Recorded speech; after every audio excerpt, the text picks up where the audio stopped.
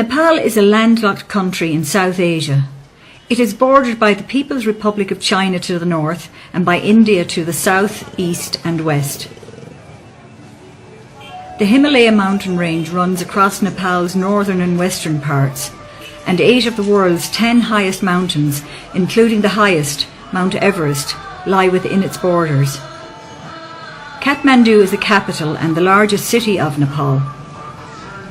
The city is situated in Kathmandu Valley, which also contains 2 other cities, Patan and Bhaktapur.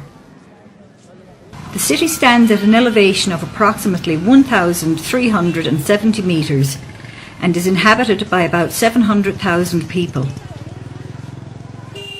Kathmandu is the most developed city in Nepal. This particular area, best known as Kathmandu Durbar Square, lies in the heart of the city. Most of the temples here, both Hindu and Buddhist, are built in the pagoda style, embellished with intricately carved exteriors. Built in the late 17th century, this temple is one of the most impressive. Its 9-step brick base gives it the size which dominates the skyline of the square. The wooden doorways, pillars, windows and struts are beautifully carved. There are images of Hindu deities both inside and outside the shrine.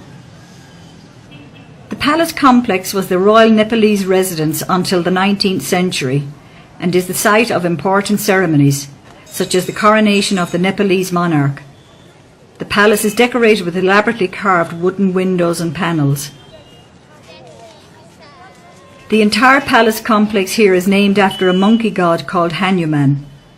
One can see a huge stone statue of Hanuman painted all red right next to the main entrance of the palace.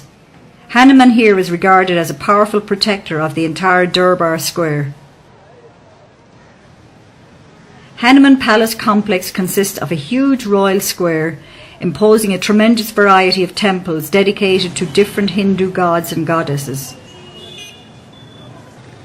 Most of the buildings we see here date from the 15th to the 18th century. This huge stone image of Bhairav represents deity Shiva in his destructive manifestation. It is undated, but was set in its current location by King Pratap Malla after it was found in a field north of the city. This is the most famous Bhairav, and it was used by the government as a place for people to swear the truth. Though decreased from its original size and attractiveness from its earlier 17th century architecture, the Kathmandu Durbar Square still displays an ancient surrounding that spans around 5 acres of land. It has palaces, temples, quadrangles, courtyards, ponds, and images that were brought together over 3 centuries. The Durbar Square, protected as a UNESCO World Heritage Site, is the social, religious and urban focal point of the city. It is also a busy trading area, with taxis, fruit sellers, rickshaw drivers, tourist guides and souvenir sellers all waiting for business.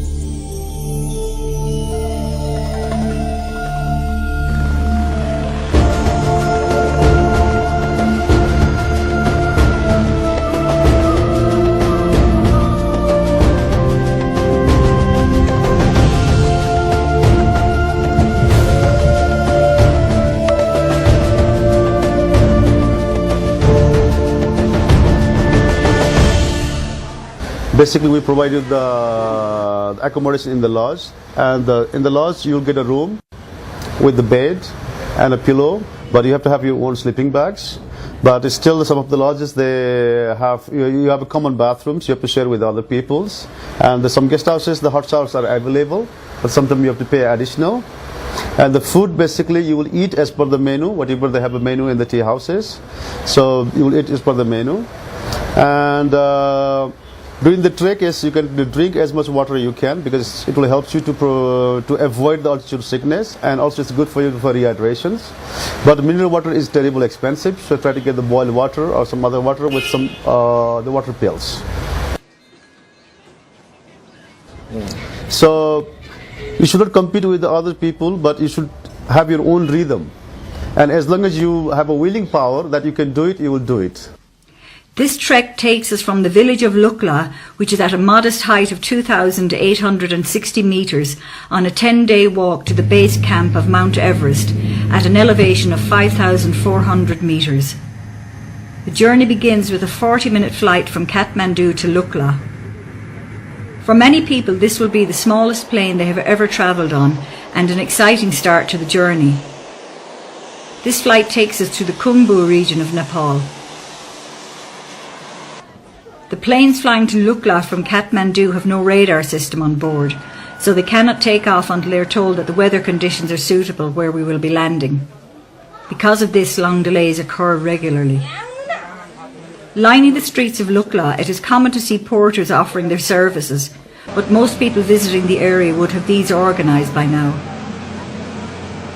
Considering the remote location, the village and the skies above it can be surprisingly busy. In between the planes carrying tourists, you can see army and rescue helicopters at the airport. Lukla has a variety of shops and lodges where one can have basic Western-style meals and pick up any last-minute items for trekking or climbing ahead. There are many restaurants in Lukla, so you can have a meal before you begin the first day's trekking. A typical menu in Lukla will have a large variety of foods like fried rice, noodles, soup, pizza, momos, breakfast cereals, hot and cold drinks, and most junk foods you can get at home. People usually try to avoid eating meat from here onwards, as there is no cold storage and the possibility of a sick stomach is very high. The journey from Lukla to Pakding should take between 2 to 3 hours, going at a slow and steady pace. The trail starts with a gentle climb up the mountainside on the left bank of the Dukosi River, which provides a lovely view for most of today's walking. There is a well-worn path with steps leading you both upwards and down, but by the time you reach Pakding, you will be almost 200 metres lower than you were at Lukla. There is a large amount of accommodation available at Pakding. The Namaste Lodge is a 3-storey building with a large dining room, a full bar and restaurant, and a cyber cafe.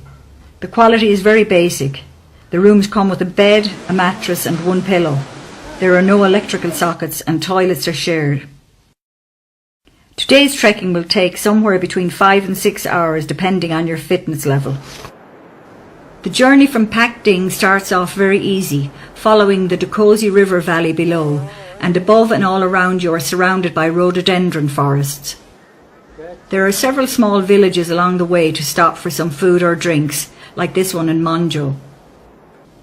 As you leave Monjo in the direction of Namche, you enter what is known as the Sagarmatha National Park.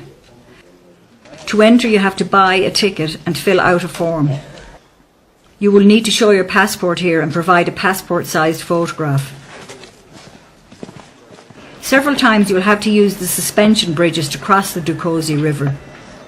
Locals have decorated the sides of the bridges with prayer flags, although there is no need for prayers, as the bridges are all made of steel and feel very secure. On the far side of this bridge is a village known as Jorsale. There are no shops after this village, and it is advised to stock up on water and food. A short walk past Jorsale, there is a suspension bridge to cross, and after this the trek gets surprisingly difficult. The walk to Namche is very steep and continually upwards. There is no level or downward walking. This section of the walk may take 2 or more hours. People of average fitness may find that they can walk for several minutes only, and then need to take a short break to catch their breath. At this altitude, your body will notice the lack of oxygen in the air. It will be especially noticed if you attempt things like running up a stairs or exert your body in any way. As you reach Namche, you have to pass a police checkpoint. Here they will ask to see the ticket you purchased at the entrance to the Sagarmatha National Park. Namche Bazaar is the most important town in the Khumbu region, the land of the Sherpa people. This town is located at 3,440 metres above sea level. After the difficulty of the last day, you will feel the rest day at Namche is well deserved, but the idea behind the rest or acclimatisation day is to climb high during the day and then sleep lower. This will help your body adjust to the altitude more easily. The most common walk to take on the rest day is to the Everest View Hotel. From here on a clear day there are spectacular views of Everest. This walk should only take around 2 hours, leaving you plenty of time to explore Namche Bazaar. A market takes place every morning in the town centre. Many traders come from Tibet to trade here, on the far side of the Himalayas.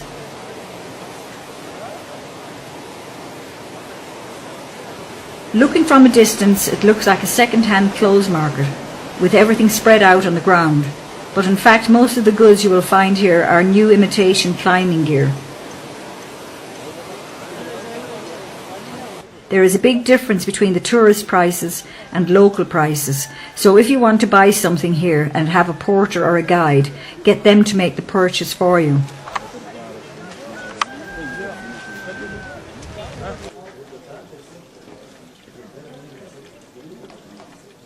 Almost anything you might need for the trek ahead can be bought on the streets of Namche Bazaar. Items like down jackets, sleeping bags, shoes, socks, gloves, scarves, suntan cream, lip balm, tissue paper, maps and water.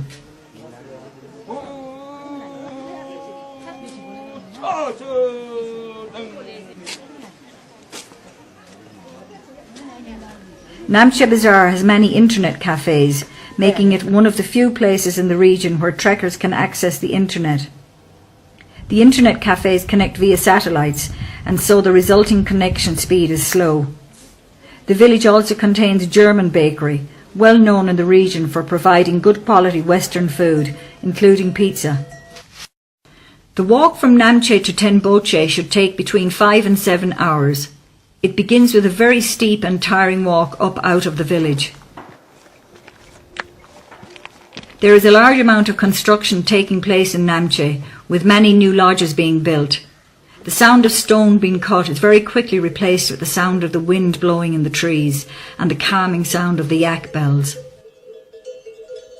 The atmosphere has changed so quickly. Tenboche Monastery can be seen in the distance on a clear day, as well as the summit of Everest. After about 20 minutes walking, the ground levels off and you'll find your pace increase.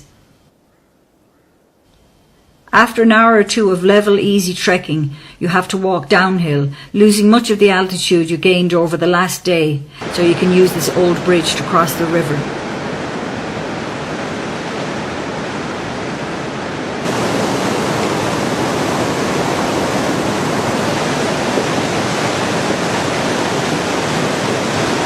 But the altitude that was lost must now be gained with a tough 2-hour uphill walk. Most people will stop here and have their lunch before attempting to make the final push for Tenboche.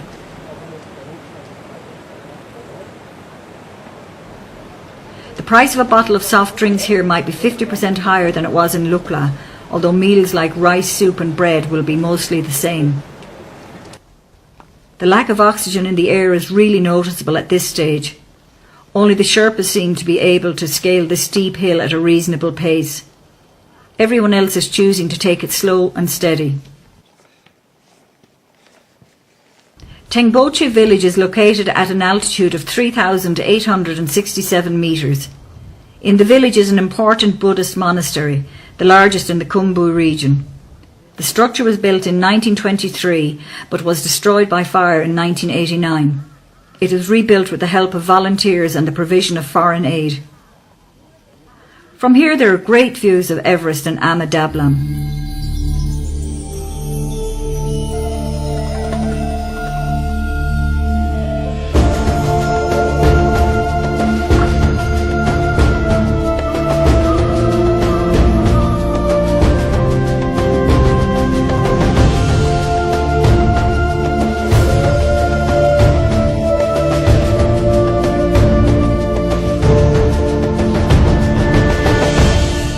All the traffic heading towards Everest passes through the centre of Tenboche, so it's a great place to relax and watch all the yaks, porters and trekkers go about their business.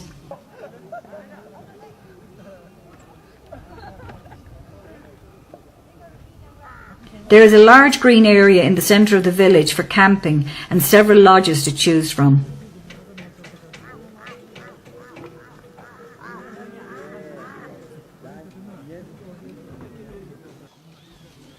There is an internet cafe here, but the electricity supply does not always work.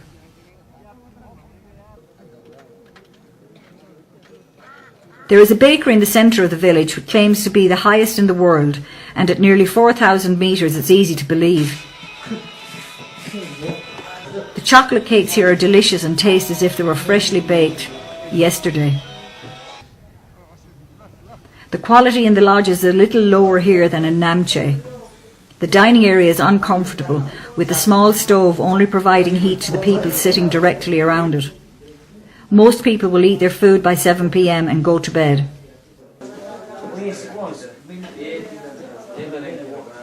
The walk from Temboche to Dingboche starts off gently sloping downhill, but shortly after crossing the river, we head uphill and spend most of the day walking along the river valley.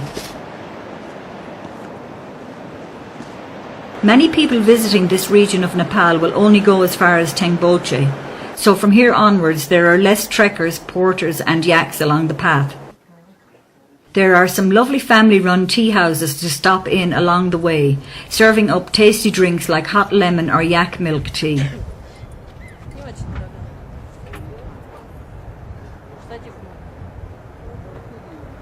Overall, it is an easy but long day's trekking, with the journey taking up to 6 hours. At this altitude, many people will suffer mild headaches and shortness of breath.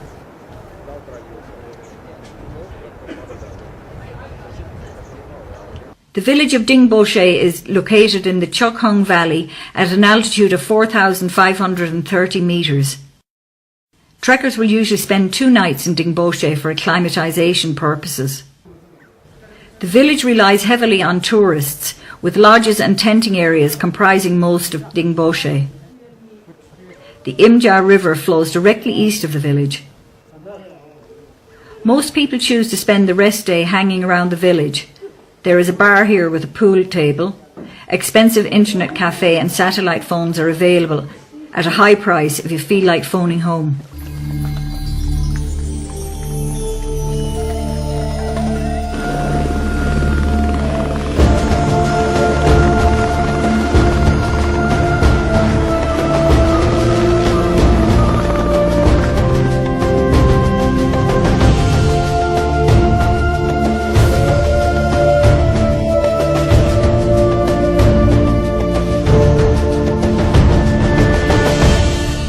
The day starts off with a steep climb up the edge of a hill, providing a great view down into the Chokhong Valley, with the island peak visible at its end. Most people take a short break here and prepare themselves for the long march ahead. Today's walk could take up to 6 hours or more, depending on how the altitude affects you. As you walk along the side of the valley, if you look down to the left at the base, you can see a small village called Periche. There is a medical centre in Periche where emergencies can be treated. For minor ailments, there is a fixed charge. This charge enables the doctors to be able to treat the locals for free. Most of the walking today is along relatively level ground. There are a few signs of civilization along this route, so if you need to refresh with a drink or some food, do so at the nearest available shop.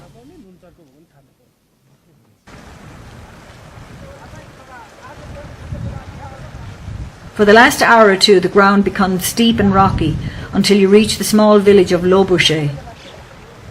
Compared to places like Dingboche or Tengboche, there is not really much here. 2 or 3 lodges and a camping area make up Lobuche. The village is quite exposed, and the high winds can cause a lot of dust to blow around the village. Because of this, most trekkers choose to relax indoors.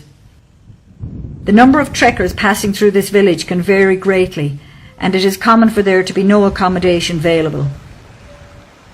Guests may be asked to share a room with a stranger or even sleep on the dining room floor. There is no way around this, as the nearest lodge is many hours' walk away.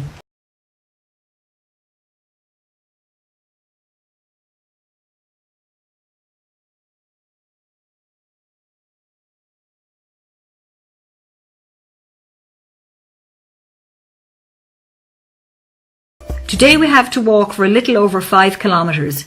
It does not sound like much, but at this altitude it may take anywhere up to 5 or even 6 hours. There is no clear path and you have to walk over loose rocks, which add to the difficulty.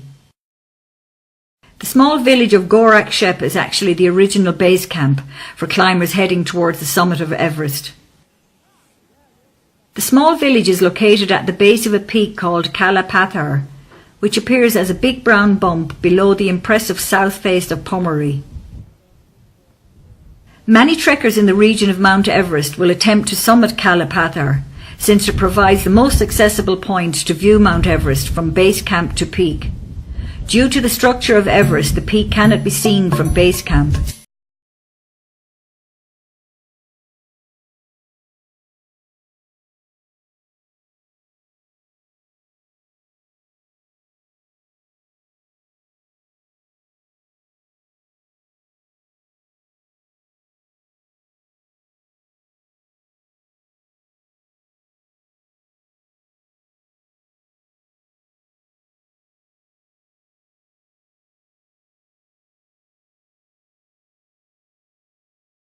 The final part of this trek, the 3-hour walk to base camp, is difficult and dangerous. There are several crashed helicopters in the base camp region. Because the air is so thin at this altitude, landing and taking off can be difficult. Unlike the rest of the trek, there is no path to follow here, so it is not recommended to attempt this without an experienced guide. The journey takes us over the Khumbu Glacier, finally ending at the base of the Khumbu Icefall. You can say you are at base camp when you are looking up the Khumbu Icefall. The icefall is regarded as one of the most dangerous stages of the South Col route to Everest summit. Depending on what time of year it is, you may see the tents of support crews for climbers attempting to summit Everest.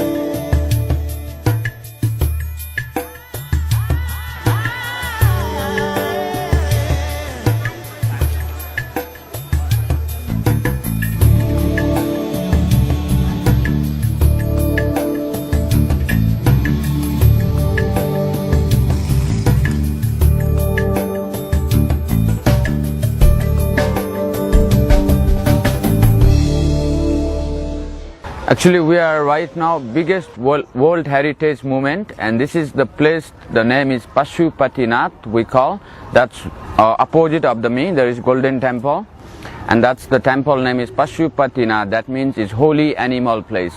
That's why around here you can see, if you go after, you can see the monkey, cow, dog, snake, rat, tiger, lions, deer, and ox.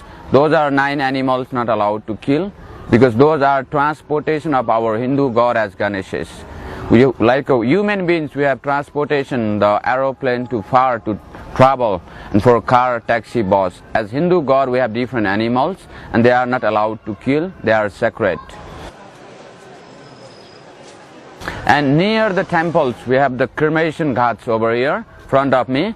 There is the place which is like a triangles, and almost there is some women are cry, and almost they are waiting for family relatives.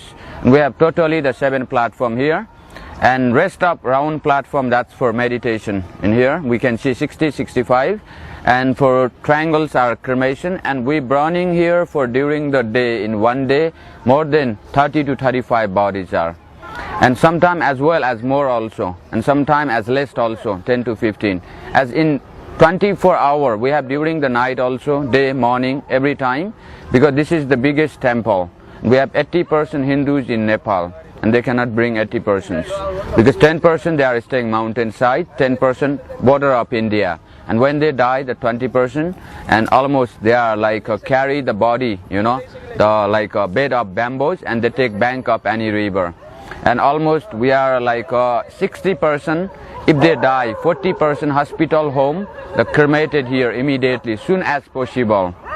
And like 20% we are sick, we go hospital, as doctors say no more hope, and they likes to die, most of people, and they bring in this place here. We have other side. If we go to the next side, we see the white building near the temple. That's the White House, which is people are waiting for die. You can see the near the red house, opposite of red house there is white. That's the hospice where the people are waiting for die. Some are they bring from the hospital today morning, they die today evening. Some are they wait for 2 day, 3 day, 4 day. And that house they provide from government, dedicated of government. And there almost doctor, sister, medicines are free everyone here. And if they die, rich are, we burning next side, there is the separate platform for political persons. We burning the body natural material.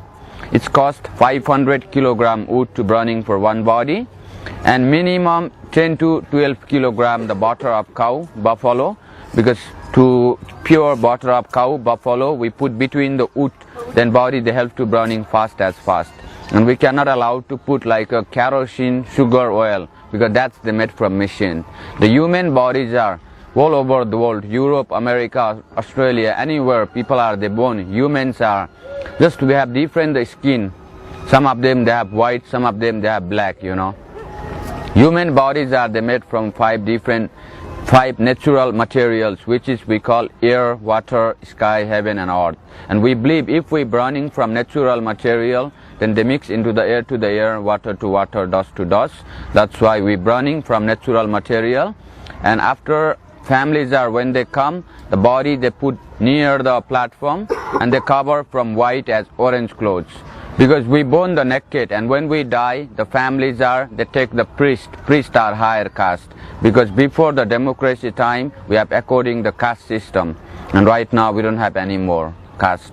And that's why all the people are, we believe they are same, equal, you know.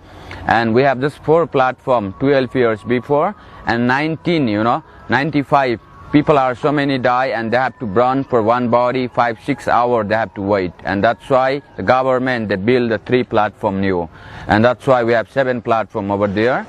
And almost like when they bring body here from hospital home, you know, when they brought here, then after the family relatives one by one they come queue by queue, and they are offering, they buy some in flower market, flower necklace, like red powder, orange powder, and they are offering into the body.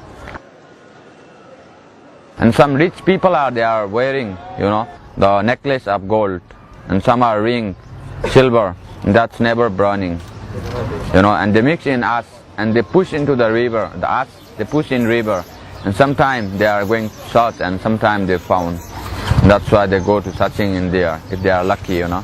And some of them not belongs to. This is the river, name is Bagmati, and this is come from the mountain, from the Himalaya.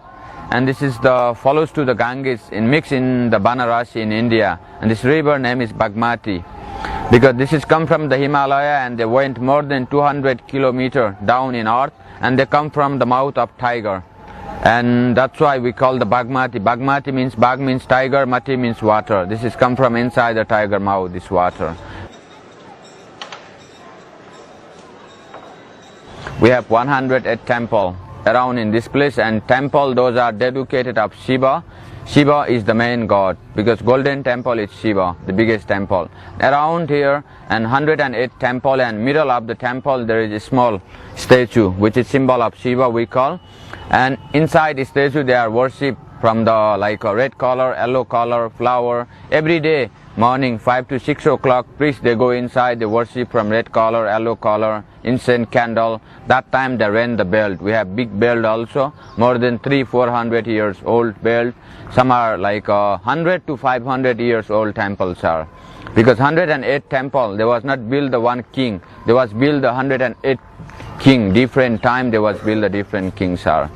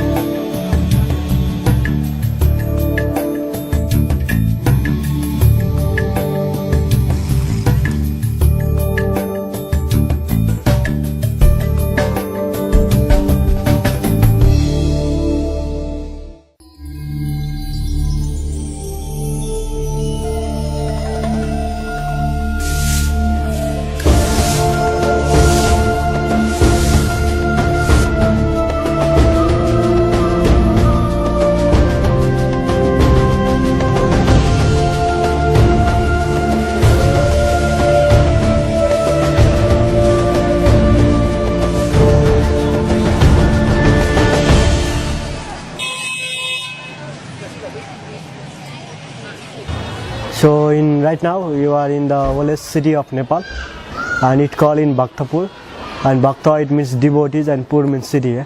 So actually until 16th to 17th century in our Nepal we have many separate kingdoms. It's Kathmandu, Patan and Bhaktapur is the three different kingdom here. So right now you are in the Bhaktapur, and which is the 15 kilometer from Kathmandu valley. So and right now you are in the main square of this place, and it's called the Darbar Square, and Darbar means the royal palace and square means the area. So in this square you can find the three different architect of temple. So and first one you can find in the pagoda, and pagoda is originally from in Nepal, and second one is the Sikhara, which is Indian art, which is, you can find in southern part of India. So and third is the Stupa, and Stupa is the Buddhist art, and which is found in Nepal also. So in this Bhaktapur city it is very famous for three different art and architect. So first one you can see in every temple and everywhere here we have a nice wood carving here, woodwork here. So and the people from generation to generation they are making their work as a wood carve. Still now you can see some people they are making here now. And second is the clay pot, the farmer they are making the pottery here. So and third is the painting, and which is very popular in this place, and there is one school, and you can see the 40 artists and 6 teachers from Tibet, and they are making the painting exhibition here. So and this is the three things is very popular in this city.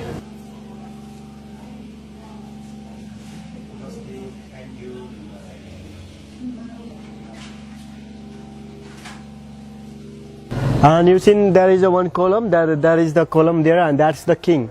And he is the second last king of this place, and his name is Bhupatendra Malla. So and you have a praying statue inside of the Golden Gate. There is a beautiful temple here as a Kumari, and Taleju temple inside here. We'll go to look there also. And you see these all are the buildings here, and these are the king palace. So when we have a separate kingdom, and that time these all are the buildings, they are the palace here. But nowadays in the government they provide as a national art gallery in the museum. And there is a black window one, there is a fine carving, and which is the 55 window palace here.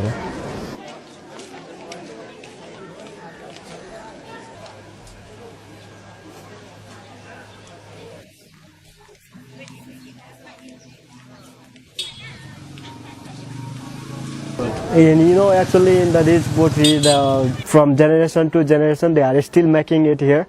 So they have one wooden wheel, and inside of the wooden wheel they put in the clay, and after that they run by the sticks roundly 2-3 times, and after that they make it by their hand, and this is a typical one. No?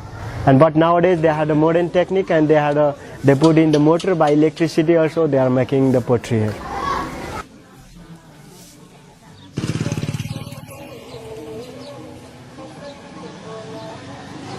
Actually, in the people, this is the city. It was the old heritage UNESCO monument. So, and some the people when they are making the houses, build the house like this, and the municipality they provide them for the nice woodwork, wooden door and windows for them.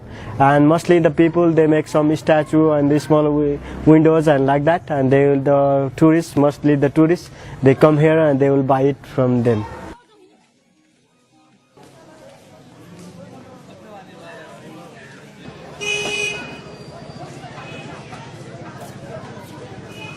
Mostly our incoming shows, some more than 80% people they are the farmer here in Bhaktapur city, and some people they do as a business.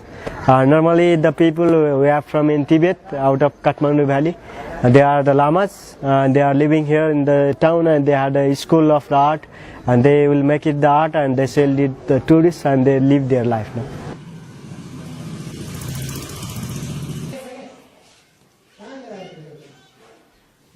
And actually the history, we have a full of history in these places, no? And you know in Nepal we have a separate kingdom. So at that time when we have separate kingdom in the Kathmandu valley, so this is the capital city of Kathmandu valley. So there is a one king and he have a 3 sons, and they all want to be the king, no? And he divide the 3 different states as a Kathmandu, Patan and Bhaktapur. So after that we have a 3 states here. So until during that time we have only one kingdom, and this is the capital city.